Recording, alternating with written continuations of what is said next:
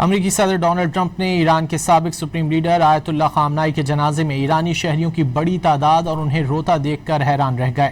امریکی صدر نے ایکزیوس کو انٹرویو میں کہا کہ وہ خامنائی کے جنازے کے مناظر دیکھ کر حیران رہ گئے، وہ تو سمجھتے تھے کہ ایرانی ان سے نفرت کرتے ہیں۔ صدر ٹرمپ نے ایک سوال پر کہا کہ وہ جنازے میں شریک تمام افراد کو ایک ساتھ ختم کر سکتے تھے، لیکن انہوں نے ایسا نہیں کیا۔ اگر سب ختم ہو جاتے تو پھر مذاکرات کے لیے کوئی باقی نہیں بچتا۔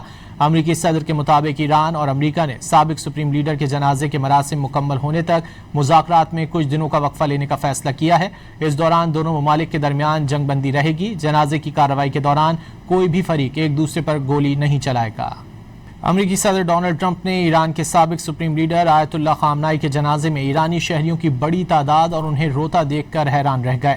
امریکی صدر نے ایکزیوس کو انٹرویو میں کہا کہ وہ خامنائی کے جنازے کے مناظر دیکھ کر حیران رہ گئے، وہ تو سمجھتے تھے کہ ایرانی ان سے نفرت کرتے ہیں۔ صدر ٹرمپ نے ایک سوال پر کہا کہ وہ جنازے میں شریک تمام افراد کو ایک ساتھ ختم کر سکتے تھے، لیکن انہوں نے ایسا نہیں کیا۔ اگر سب ختم ہو جاتے تو پھر مذاکرات کے لیے کوئی باقی نہیں بچتا۔ امریکی صدر کے مطابق ایران اور امریکہ نے سابق سپریم لیڈر کے جنازے کے مراسم مکمل ہونے تک مذاکرات میں کچھ دنوں کا وقفہ لینے کا فیصلہ کیا ہے۔